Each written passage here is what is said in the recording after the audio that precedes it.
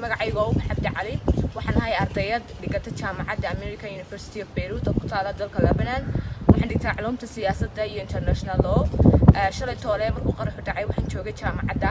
qarax aad iyo aad weyn buu ahaa laba qarax buu ahaa oo ilaa 10 seconds u kala dhaxeeyeen qaraxaasi wuxuu sababay khasaare aad iyo aad u weyn oo wadanka in badan burburiyay waliba especially Beirut dad badan ayaa ku dhaawacmay oo la gaaraya 3000 dad kalena way ku dhinteen oo ilaa 100 kor u dhaafaya wali dhimashadii way socotaa dhaawacina wuu socdaa waayo guriyo badan baa ku dumay dadka marka anigu hadaan xaaladayda ka warramo anigu aad baan u fiicanahay jaamacadda dhexdeedan joogay markuu qaraxu dhacay guriyo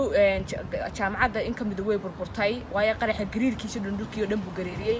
laakiin alxamdulillah waan fiicanahay waxa kaliya tan aan leeyahay u soo duceeyay wadankan iyo dadkiisa iyo dadka ku waxyeeloobay qaraxa ku dhintayna